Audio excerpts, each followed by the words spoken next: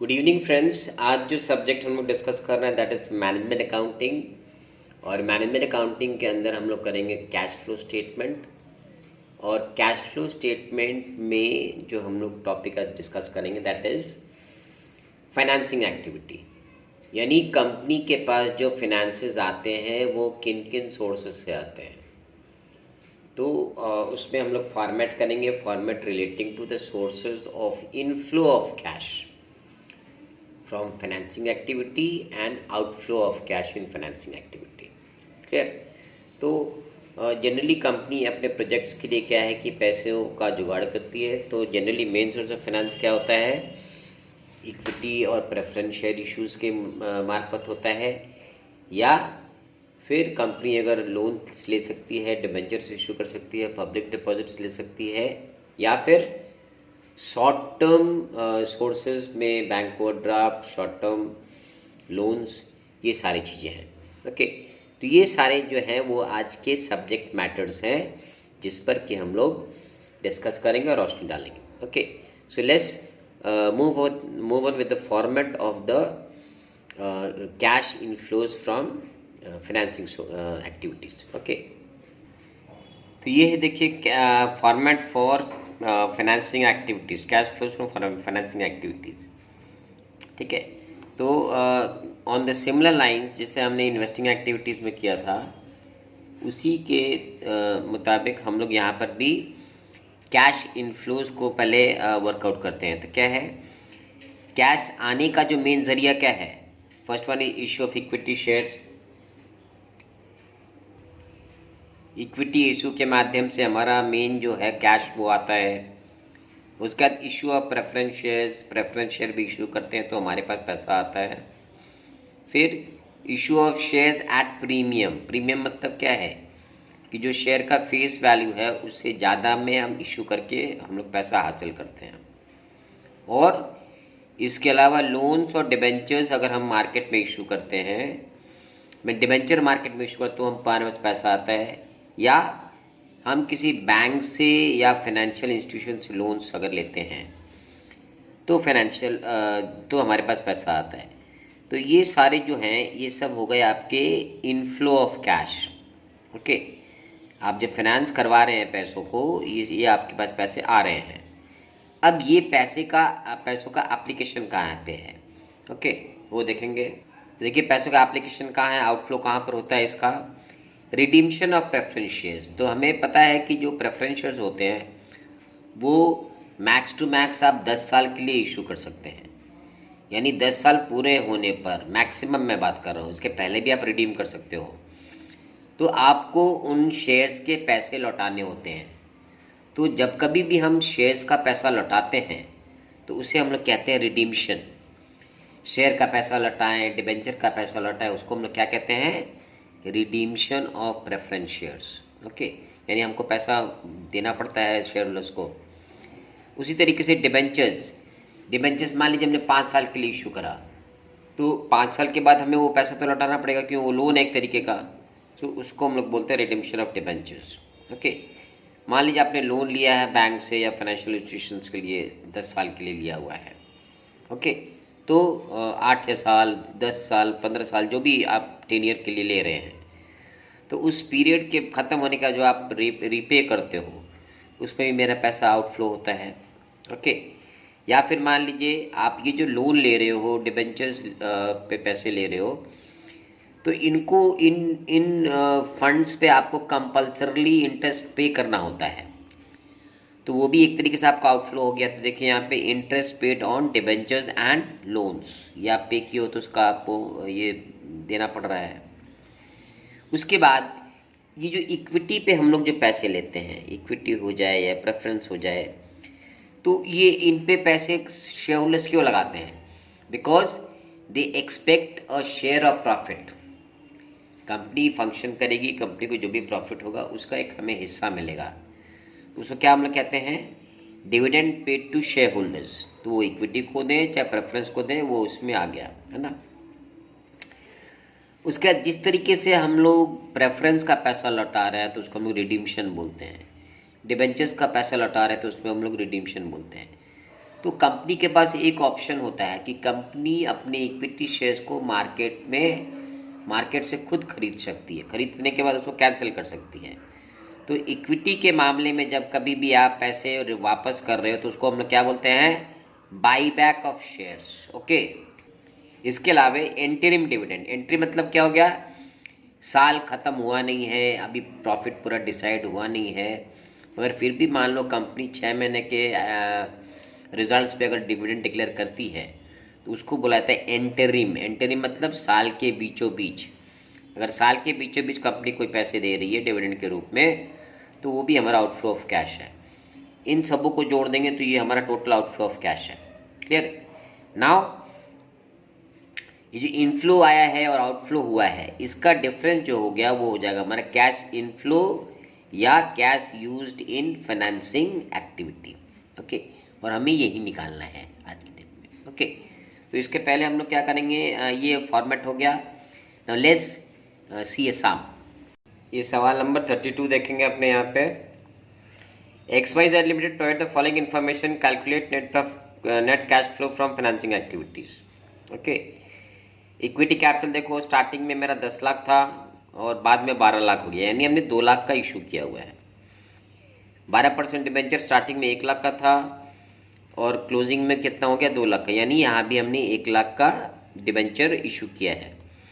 Additional information क्या दिया है, तो ये दोनों हमारे क्या हो गए, इनफ्लो हो गए, और एडिशनल इन्फॉर्मेशन दे रखा है, इंटरेस्ट पे किया आपने डिबेंचर पे 19,000 रुपये, डिविडेंड पे किया 50,000 रुपये, ये दोनों क्या हो गया, आउटफ्लो हो गए। ओके, अब चलते हैं देखते हैं कैसे इसको सवाल में हम लोग ट्रांसफॉर्म करते हैं। अब ये देखो, cash flow from financing activity, एक ही फॉर्मेट है जैसे इन्वेस्टिंग एक्टिविटी का था। नंबर 1 हेडिंग हमने क्या दिया, cash inflow from financing activity. पहला क्या हमने किया था, इशू ऑफ इक्विटी शेयर, तो 10 लाख स्टार्टिंग में था, बाद में साल के अंत में हो गया 12 लाख, यानी पूरे साल के दौरान हमने 2 लाख का इशू किया है। उसी तरीके से डिबेंचर्स था, डिबेंचर्स हमारा स्टार्टिंग में कितना था, 1 लाख था और अंत में हो गया 2 लाख, यानी फिर हमने 1 लाख का इशू किया है, यानी टोटल हमारा इनफ्लो कैश का कितना हो रहा है, 2 + 1 3 लाख रुपए का। ओके, अब हम लोग आएंगे, हम लोग आउटफ्लो क्या कर रहे हैं फाइनेंसिंग एक्टिविटी के तहत। तो यहाँ पे हम लोग डिबेंचर इंटरेस्ट पे कर रहे हैं, डिबेंचर जो हमने इशू किया था उस पर इंटरेस्ट हमको पे कितना करना पड़ा, 19,000 रुपया, और डिविडेंड जो हमने इक्विटी शेयर होल्डर्स को पे किया दैट इज 50,000, यानी 69,000 रुपीज़ हमारा आउटफ्लो हो रहा है और 3 लाख रुपीज़ हमारा इनफ्लो हो रहा है। तो डिफरेंस क्या हो जाएगा, cash inflow from financing activity. क्यों? क्योंकि हमारा इनफ्लो का अमाउंट ज़्यादा है, यानी 1 - 2, यानी 2,31,000 रुपया आपका कैश इनफ्लो हुआ है। ठीक है, आइए एक सवाल और देखेंगे हम लोग। ये देखिए 37 नंबर सवाल देखेंगे हम लोग। Share holders fund, share capital हमारा स्टार्टिंग का 10 लाख है, एंड का 10 लाख, यानी इसमें कोई भी इशू नहीं हुआ है, तो हमारे पास कोई इनफ्लो नहीं आया है। रिजर्व एंड सरप्लस हमारा है 2,30,000 और 2 लाख, मगर यहाँ पे देखिए नोट्स टू अकाउंट्स है, तो हमें नोट्स टू अकाउंट्स कंसल्ट करना पड़ेगा। रिजर्व एंड सरप्लस में भी स्टार्टिंग में 2 लाख है, बाद में 2,30,000 है, मगर we have a notes to accounts. Okay, we have to refer to that. Non current liability में क्या है, हमारा लॉन्ग टर्म बोरिंग्स 12% डिबेंचर है, 4 लाख शुरू में था और 6 लाख अंत में, यानी 2 लाख रुपए का इशू हुआ है। अब देखिए नोट्स अकाउंट्स क्या कह रहा है, इक्विटी शेयर कैपिटल जो है उसमें इक्विटी कैपिटल कितना था स्टार्टिंग में, 6 लाख रुपया, और अंत में कितना है, 8 लाख, यानी 2 लाख रुपए का इक्विटी इशू हुआ है। क्लियर? और प्रेफरेंस 10% प्रेफरेंस शेयर स्टार्टिंग में 4 लाख था और अंत में 2 लाख, यानी इसका 2 लाख रिपे हुआ है, यानी यहाँ पे 2 लाख हमारा इनफ्लो हुआ है और यहाँ पे 2 लाख रुपए हमारा आउटफ्लो हुआ है। तो दैट्स द रीजन वाई आपका जो शेयर कैपिटल है वो 10 शुरू में भी है 10 अंत में भी है, लेकिन there is a variation. 2 lakh has been the inflow in the equity and 2 lakh has been the outflow in the preference shares. Okay, तो ये हमको दिखाना पड़ेगा उस सेक्शन में। नेक्स्ट देखिए क्या है, रिजर्व्स एंड सरप्लस। तो रिजर्व एंड सरप्लस में आपका SPR यानी सिक्योरिटी प्रीमियम रिजर्व मिला था 30,000 रुपये, और इसमें से आपने शेयर इशू एक्सपेंस लेस करे हैं 5,000। सो इसमें आपका 25,000 का बढ़ोतरी हुआ, यानी इनफ्लो हुआ है। We take the net value. फिर आते हैं सरप्लस पीएल अकाउंट में कितना था हमारा ओपनिंग, देखिए 1.5 लाख था और अंत में है 2 लाख। और इसमें हमारा प्रॉफिट कितना जुड़ा है, ये सर जुड़ गया है, लेस डिविडेंड पेबल है 1,30,000 रुपया, ये इसका आ गया total A and B. Okay, अब इसके बाद ये तो चूंकि कैश फ्लो ऑपरेशन का चीज़ है, फाइनेंसिंग का नहीं है, इसलिए दैट वोंट बी डिस्टर्ब। अब आते हैं हम लोग इस पे एडजस्टमेंट्स पे। ओके, एडजस्टमेंट्स क्या दे रखा है इसमें, dividend at the rate of 15% equity shares and 10% of preference shares were declared by the share holders on 15 September.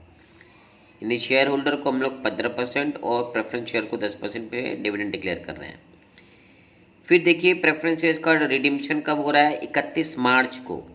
Okay, यानी हमारा प्रेफरेंस शेयर जो 4 लाख रुपया था, ओके, वो उसका 2 लाख रुपया हम साल के अंत में कर रहे हैं। यानी पूरे साल के दौरान हमारा प्रेफरेंस शेयर का बैलेंस था 4 लाख रुपया, तो हमको डिविडेंड भी 4 लाख पे देना है।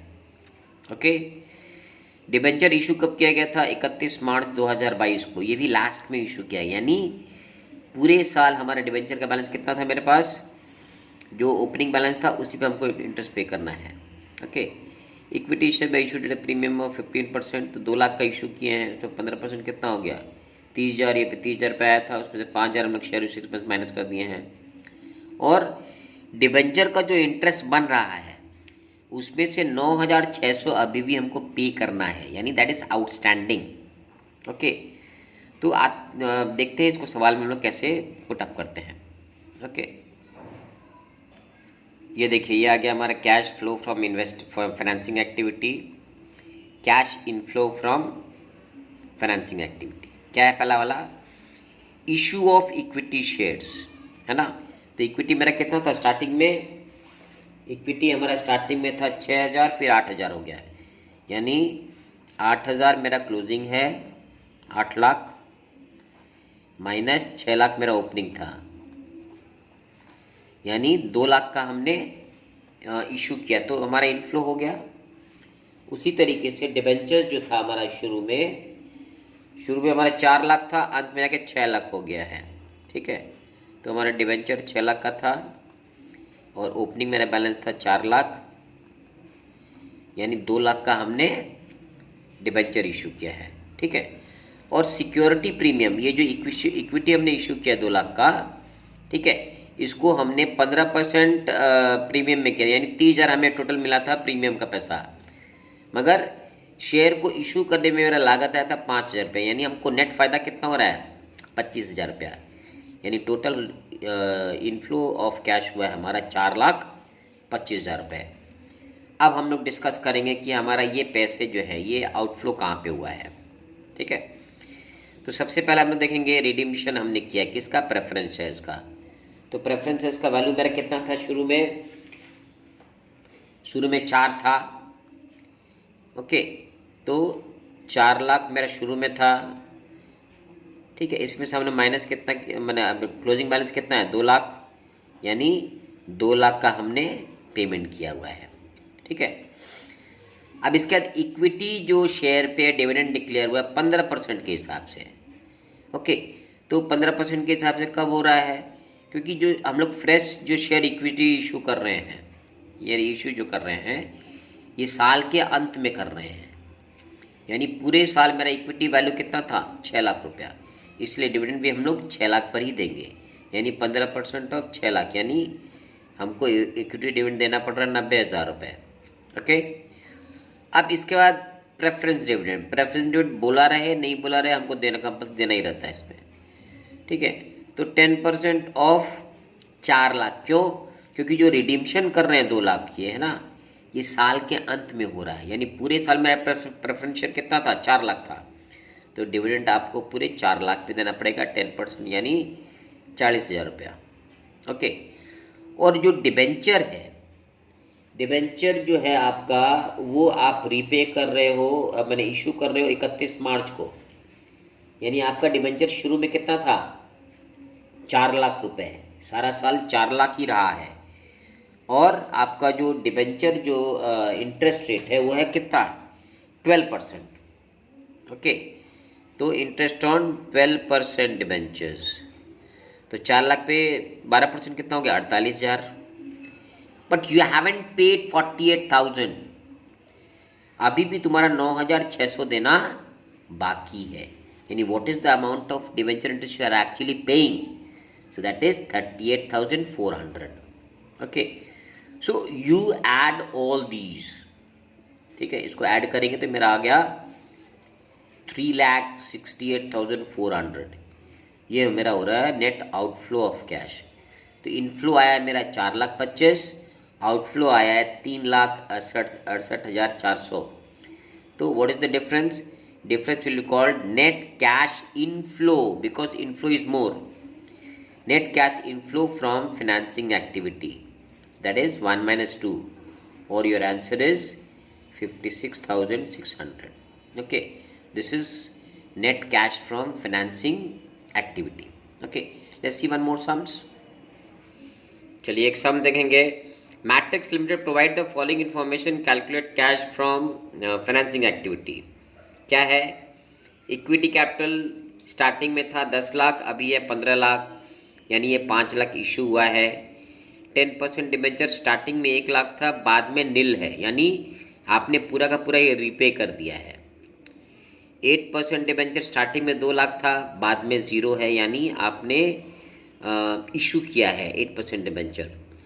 बैंक लोन आपके पास 1,40 था, वो अब नहीं है, यानी आपने रीपे कर दिया है।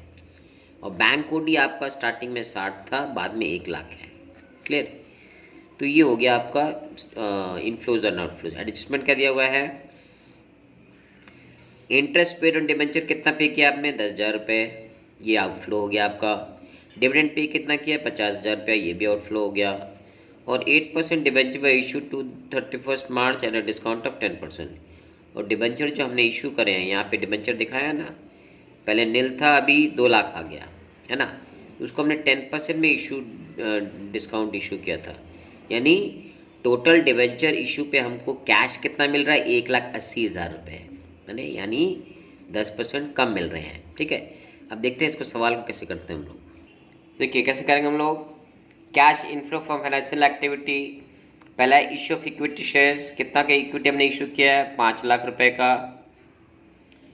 फिर इशू ऑफ 8% डिबेंचर कितना है? हम लोग एक्चुअली इशू कर रहे हैं 2 लाख रुपए का,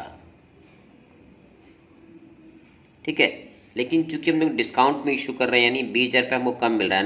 एक्चुअली कितना मिल रहा है? 1,80,000 रुपये मिल रहा है। बैंक ओवरड्राफ्ट मेरा कितना रुपया बढ़ा है? 40,000 रुपया, यानी टोटल मेरा इनफ्लो कितना आ रहा है? 7,20,000 रुपये।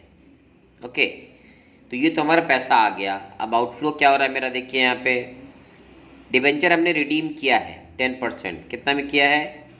1 लाख रुपए में। 1 लाख रुपए हमारा डिबेंचर रिडीम हुआ है। फिर जो हमने इंटरेस्ट पे किया 10% डिबेंचर पे, वो कितना है? 10,000 रुपये 10% के हिसाब से। डिविडेंड हमने पे किया 50,000 रुपये, तो नोट्स पे दे रखा था। और बैंक लोन रिपे हमने किया 1,40,000 रुपये का, यानी टोटल मेरा आउटफ्लो कितना हो रहा है? 3 लाख रुपए। अब नेट कैश इनफ्लो क्या हो रहा है मेरे पास? मेरे पास टोटल पैसा आया 7,20,000 और हमने पेमेंट कितना किया है? 4,20,000 रुपया, सॉरी 3 लाख रुपया। तो 7,20,000 हमारा इनफ्लो है और 3 लाख हमारा आउटफ्लो है। तो यानी नेट रिजल्ट क्या हुआ? Net cash inflow from financing activity 1 minus 2 और 4,20,000. Okay, so children, let's keep it till here. So if you have any queries, so you can write it in the comment box. You can you're free to question me anything. Plus, if you like this share videos, so please do like, subscribe and share this channel as much as you can. Okay, thank you.